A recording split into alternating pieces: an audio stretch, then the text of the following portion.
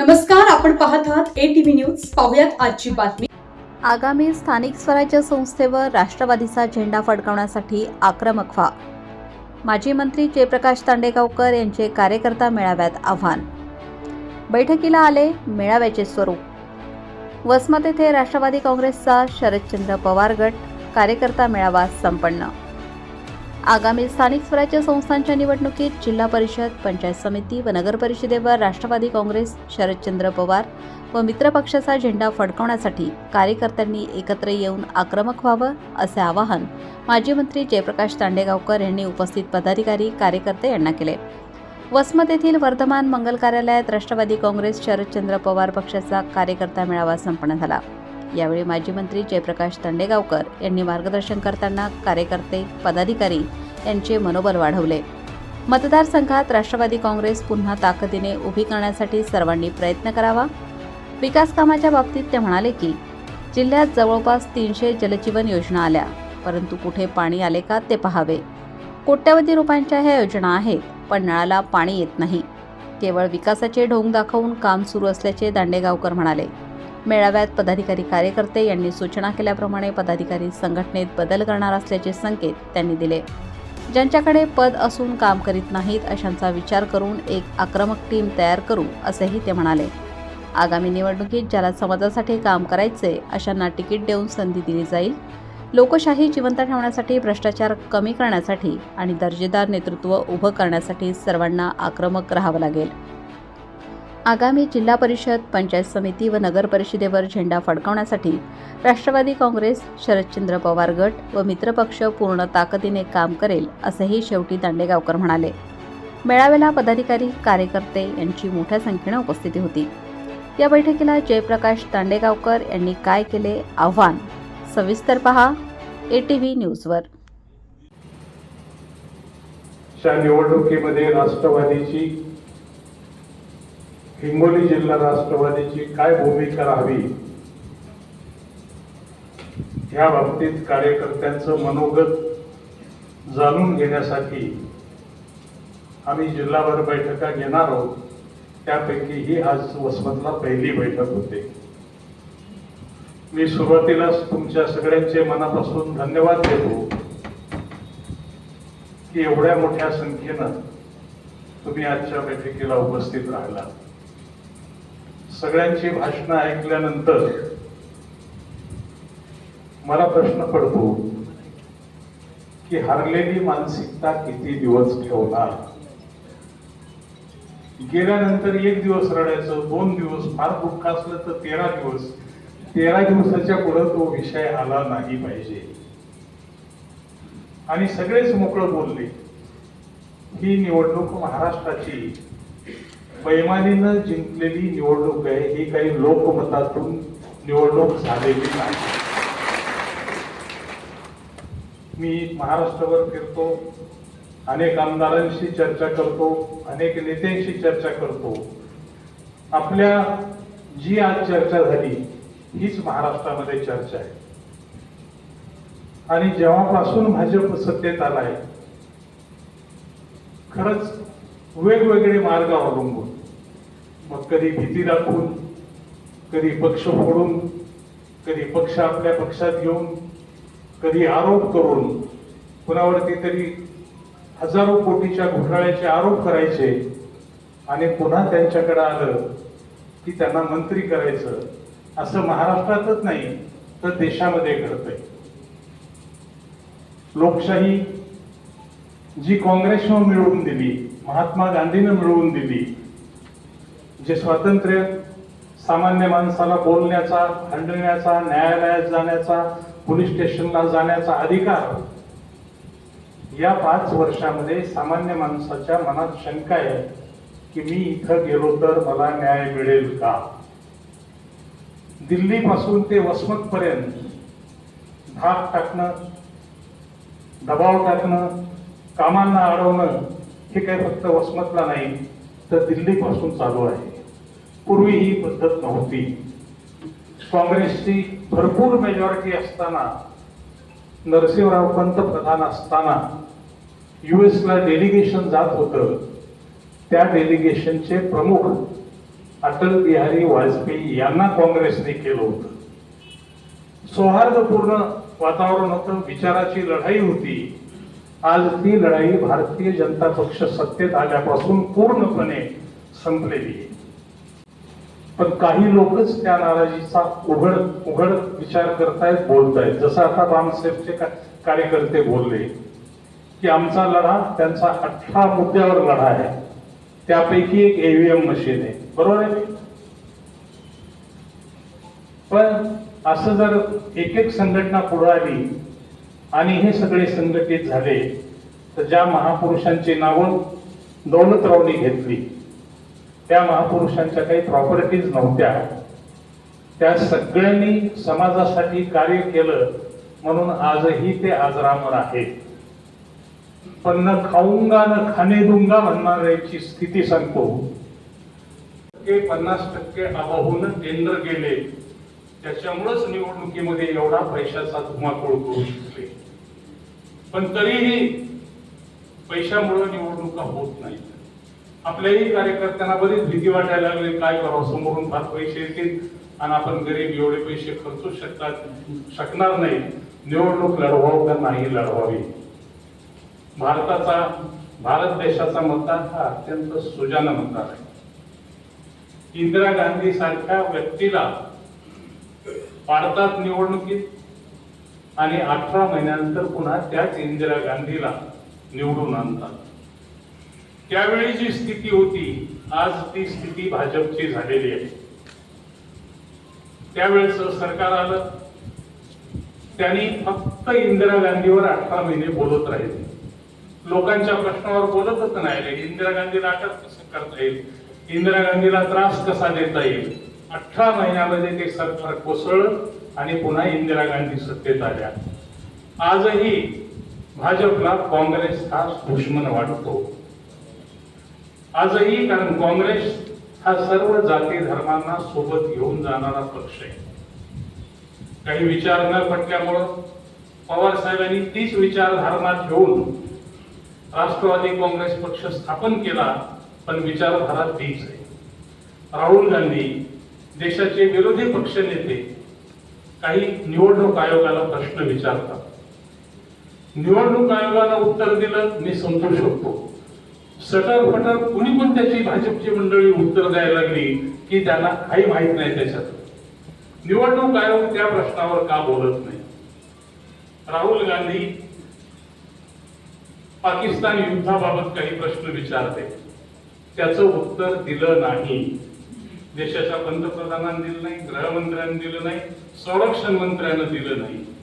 मग लोकशाही तुम्हाला मान्य आहे का नाही की विरोधी पक्षनेता काही विचारतो तर त्याच्या तुलनेतल्या बरोबरीच्या माणसानंच उत्तर दिलं पाहिजे, पण ते उत्तर भाजपकडून मिळत नाही. जिंकले सैनिक, युद्ध केलं सैनिकांनी आणि रेल्वेच्या तिकिटावर फोटो यायला मोदीचा. कुठेही पहा तुम्ही मोदीचे फोटो. एकमेव माणसाभोवती सगळं राजकारण केंद्रित करण्याचा प्रयत्न चाललाय आणि तुमच्या आमच्यामध्ये विभागणी करण्याचा प्रयत्न झालाय. हजारो वर्षापासून हे जाती धर्म सगळे आहेत, अत्यंत गुण्यागोविंदानं सगळे नांदत होते. पण या 5 वर्षाला ह्या सगळ्या मूळ बदल, दुःखाच्या प्रश्नांना बदल देऊन भावनिक प्रश्नांना प्राधान्य दिलं जाते. विकासाचे प्रश्न, गरिबाचे, शेतमालाचे भावाचे प्रश्न ह्यावरती बोललं जात नाही. बोललं जाते म्हणजे दुखणं मूळ म्हशीला आणि इंजेक्शन पखालीला चालू आहेत. आपण सगळ्यांनी सावध राहिलं पाहिजे. मतदार कुठल्याच पक्षाचा नाही, मतदार बोलत नाही, पण मतदार निरीक्षण करत असतो की कोण चांगलं, पुढे कोणाला चांगली संधी दिली तर मला माझ्या सोयी सोबती, माझे अधिकार, माझ्या योजना माझ्यापर्यंत पोहोचतील. या सरकारमध्ये योजना पोहोचत नाही आणि पोचवायची असेल तर त्याची किंमत द्यावी लागते. दलाला थ्रू गेले तरच योजना पोहोचतात. जवळजवळ 7 ते 8 गोरगरिबाच्या कल्याणाच्या योजना आतापर्यंत बंद झाल्या. जाहीरपणे कुठेही त्याची वाच्यता नाही, प्रेसला दिलं नाही. लाडकी बहिणीला 45,000 कोटी रुपये लागतात आणि वीज बिल माफीला 20,000 कोटी रुपये लागतात. आर कंबरड या 65,000 कोटीमध्ये सरकारचं मोडून गेलंय. योजना ज्या आणताय आपल्या जिल्ह्यामध्ये जल जीवनच्या जवळजवळ 300 योजना आणल्या असतील. प्रत्येक जण आपल्या गावात बघा जल जीवनचं पाणी मिळालंय का. आपण ऑब्झर्व केलं पाहिजे की माझ्या गावामध्ये 3 कोटी रुपये खर्च झाले आणि नळाला पाणी येत नाही. तर हे सगळं फक्त विकासाचं ढोंग दाखवण्याचं काम चालू आहे. म्हणून राष्ट्रवादीच्या कार्यकर्त्यांनी जागं झालं पाहिजे. आपले कार्यकर्ते हे पदासाठी नाही तर लोकांच्या प्रश्नासाठी झगडणारे कार्यकर्ते म्हणून लोकांच्या मनात रुजले पाहिजे.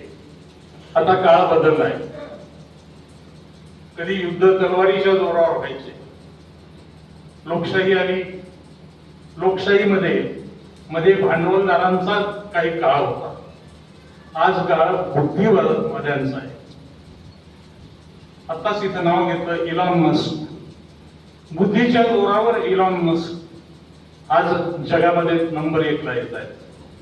त्याच्यामुळे ज्यांना आपणाला उद्या निवडणुका लढवायच्या फक्त निवांत राहू नका. आपल्या जिल्हा परिषद ते बुद्धीच्या जोरावरती काही मतदान केंद्रामध्ये मतं वाढवतात. आपण यावरती जागरूक राहिलं पाहिजे. तुमच्या सगळ्यांची मी मतं ऐकली. मी सुद्धा आपल्या मित्र पक्षांना बोलेल, पण युद्धामध्ये केव्हाही आपली मैं लढने को तयार होऊन ही भूमिका पाहिजे. पैशाचा अजिबात करू नका. मी किती निवडणुका लढवल्यात, कधीच पैशाचा विचार केला नाही. खिशात पैसे नव्हते तेव्हा निवडणुका जिंकत होतो आणि थोडे खिशात पैसे आले त्यावेळी हारलो. त्याच्यामुळे पैशावर सगळं होतंय हा भ्रम तुम्ही मनातून काढून टाका. आपला मतदार अत्यंत सुजाण आहे. खूप विचारपूर्वक मतदान करतो. फक्त आपला संपर्क ठेवा. काही अवघड नाही. दिलीपराव म्हणाले त्याप्रमाणे राष्ट्रवादी आणि मित्र पक्षांचा झेंडा जिल्हा परिषदवर नगरपालिकेवर लागणं अजिबात अवघड नाही. हे जे सगळे जाहिरात पट्टू सध्या सरकारमध्ये आहेत ना, काही खरं नाही. काहीही नाही. आपल्या जिल्ह्यामध्ये निवडून आले असतील तिन्ही एखाद्या विशिष्ट आघाडीचे, पण ते तिन्ही मी जी चर्चा केल्यात आणि लोक जे बोलतात त्यातून मला असं वाटतंय की ही कंपनी काहीतरी यांनाही माहित नाही कसे आले. चेहरे तुम्ही बघा निवडणुकीच्या वेळी कसे होते. मतमोजणीपर्यंत यांचे चेहरे कसे होते तुम्ही जास्त लक्ष द्या. गावातल्या कार्यकर्त्यांचे चेहरे कसे होते. आणि मग आता ते गुलाल उधळायला आम्ही बाहेर निघालो. दरवेळी मुंदडा साहेब मी लढायचो किंवा इतर कोणी लढायचो 5 ते 10,000 माणसं रस्त्यावर असायचे. यावेळी 1,000-1,500च्या माणसावरच्या वर त्या रस्त्यावरती गुलाल उधळायला माणसं नव्हते. पण ती गोष्ट इतिहास जमा झाली. आता तुम्हाला नव्यानं पुन्हा एकदा कामाला लागायचंय. शाहू फुले आंबेडकरांची नावं घेतो. याही माणसांना विरोध झाला होता. सावित्रीबाईला शिक्षणासाठी झाला होता, फुलेला झाला होता, पण त्यांनी त्यांचं काम सोडलं नाही. छत्रपती शिवाजी महाराजांना सुद्धा त्रास झाला होता की राज्याभिषेक करायला काशीहून ब्राह्मण आणावं लागला होता. महाराष्ट्रातल्या ब्राह्मणांनी राज्याभिषेक केला नव्हता, पण या माणसांनी कार्य सोडलं नाही. शरद पवार आयुष्यभर लोकांच्या प्रश्नावर झटतात. आपण शरद पवारांनी जिवंत ठेवण्यासाठी, हा भ्रष्टाचार कमी करण्यासाठी आणि पुन्हा एकदा दर्जेदार संस्था, दर्जेदार नेतृत्व आणि दर्जेदार काम करायचं असेल तर आपल्याला जिल्हा परिषद नगरपालिकेमध्ये आक्रमकरित्या राहावं लागेल. जोपर्यंत तुम्ही आक्रमक होत नाही, काही सरपंच माझ्याकडे तक्रार करतात की त्रास व्हायला. सरपंच तुमचं जर खरं असेल तर तुम्ही निसवा, कोणाच्या बापाचं घेऊ नये, पण आपलं खरं पाहिजे. आपलं जर खरं असेल तर अजिबात काय होत नाही. प्रत्येक ठिकाणी गावात 5-10चा ग्रुप करा. कुणाला एखाद्याला त्रास होत असेल 10 जणांना, मग ते पोलीस स्टेशन असो, तहसील असो, पंचायत समिती असो, आणि तुम्हाला दबन गेले तर आम्हाला सांगा. कुठल्याही अधिकाऱ्याची गैर करण्याची ताकद नाही, पण आपण तसं संघटित राहिलं पाहिजे. अनेक गोष्टी खूप सांगण्यासारख्या आहेत, पण उशीर. त्यांच्या बाबतीत काय बदल करायचा याचा आपण विचार करू. सगळ्या कार्यकर्त्यांशी विचार करून एक नवी आक्रमक टीम आणि नवी जिल्हा परिषद आणि नगरपालिकेमध्ये काम करणारी टीम जी अपेक्षित आहे की युवा पिढीला संधी द्या. मी तर सगळ्यात जास्त तरुणांना संधी देतो. स्वतः थांबून 19 मध्ये दुसऱ्या तिकीट दिलं, स्वतः थांबून 19 मध्ये दुसऱ्या तिकीट दिलं. तसं उद्याच्या जिल्हा परिषद मध्ये सुद्धा नगरपालिकामध्ये सुद्धा आपल्या सगळ्यांना विनंती करतो की ज्यांना समाजासाठी काम करायचंय अशा कार्यकर्त्यांना प्राधान्य देऊन तिकीट दिली जाते. आम्ही पहिल्या वेळी कारखान्याला निवडून, त्यामुळे दिवस चढउतार जीवनात येतात, राजकारणात येतात. त्यावेळी सोडून गेले का? त्याच्या अगोदर अंतुल साहेब असताना फक्त 6 आमदार पवार साहेब राहिले होते, 52 आमदार निवडून गेले होते. पण पवार साहेबांनी पुन्हा उभं केलं होतं. आजही काही लोक सोडून गेले असतील, आपण पुन्हा एकदा राष्ट्रवादी उभी करू. राष्ट्रवादी उभी ही तुमच्या आमच्यासाठी नाही. आज जो जनतेचा आवाज दाबला जातोय, जनता जी खऱ्या प्रश्नाकडे डोळे झाक केली जाते, त्यांच्या दुःखांचा सरकारला जागर नाही, फक्त जाहिराती आणि एका माणसाभोवती केंद्रित राजकारण जे चाललंय ते राजकारण मोडायचं असेल तर तुम्ही आम्ही गरीब माणसानं पेटून उठलं पाहिजे. मोठी माणसं, श्रीमंत माणसं भित्री असतात. काय आपल्याजवळ जायला भीती कोणाला असते? ज्याच्याकडे आहे की बाबा मी काय भांडलो तर जाईल म्हणून. आपल्याकडे आहेच काय जायला? आपल्या सातबारावर तर आपल्याशिवाय कोणी बदल करू शकत नाही. आपणच समजा काय अवयवपणा केला तर काय 2 एकर विकायला तर होते, अदरवाईज त्याच्यात कोणीही सरकार असलं तर बदल करत नाही. म्हणून आज जे हे लोकशाहीचा गळा घोटण्याचं काम चालू आहे, खोटी प्रसिद्धी करण्याचं काम चालू आहे, हिला राष्ट्रवादीच्या कार्यकर्त्यांनी ठिकठिकाणी विरोध करून पुन्हा एकदा चांगले माणसं राजकारणात आणण्याची गरज आहे. खूप आपण युद्धाचा सिंदूर म्हणून जिकडे तिकडे पाठवताय, खूप गोगोवा करतोय आणि 4 वेळा ट्रम्प म्हणतोय की मी युद्ध थांबवलं. 3दा नाही, 4 वेळा बोलेल की मी रोगाला सांगितलं भारताला पाकिस्तानला युद्ध थांबवलं. आणि आपण तर इकडे हमने ऐसा किया, हमने वैसा किया, खूप लाल करून घ्यायला लागलो. त्याच्यामुळं वास्तव किती देशाचं भयान आहे हे आपल्या सगळ्यांच्या लक्षात येईल. लोकशाहीची हुकुमशाहीच्या विळख्यात गेलेली आहे, ती सोडवण्यासाठी राष्ट्रवादीच्या कार्यकर्त्यांनी सज्ज व्हावं. जिल्हा परिषद, पंचायत समिती, नगरपालिका आता जे तुम्ही सूचना केल्या, मी मित्र पक्षांशी बोलेल आणि प्रेमात आणि युद्धात आधी ठरवून काही होत नाही. जशी जशी परिस्थिती समोर येईल तसे तसे निर्णय घ्यावे लागतात. त्यामुळे जिल्हा परिषद, नगरपालिका, पंचायत समिती यांच्या बाबतीत मित्र पक्षाशी जरूर बोलणार, पण त्यांनी जर नीट सहमती नाही दिली तर आपण आपल्या स्वबळावर लढण्याची ताकद सुद्धा राष्ट्रवादीमध्ये आहे. तुमच्यात ताकद आहे. आपण काय पहिली निवडणूक हारलो का? आपण 6 निवडणुका लढवल्यात. एक मार्क करा, कारखान्यात आपणाला पडू देत नाही, साखर कारखान्यात अजिबात शिवसेनेवाले पडू देत नाही. आता ही विधानसभेला थोडस वेगळं असतं. आपण निवडणुका लढवल्या, काही जिंकलो, काही हारलो. आता इथं तर काही लोक दिल्ली सोडून आले होते, पडला नाही गुलाल, गेले पुन्हा वापस. राजकारणामध्ये विसरून नव्या दमानं कामाला लागलं पाहिजे, पळून कधी जाऊ नये. तुम्ही आल्यानंतर टिकून इथं उभं राहिलं पाहिजे. आपण राष्ट्रवादीचे कार्यकर्ते, लढणारे कार्यकर्ते आहोत. लढू जिल्हा परिषद आणि नगर परिषदेवरती. जमलं तर एकटी राष्ट्रवादी, नाही जमलं तर तुमच्या सूचनेप्रमाणे मित्र पक्षांशी बोलून पण आपला झेंडा निश्चित फडकू, एवढा आत्मविश्वास मी आपल्या सगळ्यांना देतो. मी फुल टाइम देणार आहे. मी जिल्हा परिषद आणि नगरपालिकांना पूर्ण वेळ तुमच्यासाठी देणार आहे. तुम्ही किती निवडणुका माझ्यासाठी फिरले, त्याच्यामुळे ह्या निवडणुकीमध्ये देतो, नेहमी देतो. त्यापेक्षा जादा वेळ देऊन तुम्ही आम्ही सगळे मिळून पुन्हा एकदा राष्ट्रवादीचा झेंडा जिल्हा परिषद आणि नगरपालिकेवर फडकू, एवढा विश्वास देतो. थांबतो. जय हिंद, जय महाराष्ट्र. अशाच प्रकारे नवनवीन घडामोडी पाहण्यासाठी आपल्या ATV न्यूजच्या YouTube चॅनलला सबस्क्राईब करा आणि रहा अपडेट.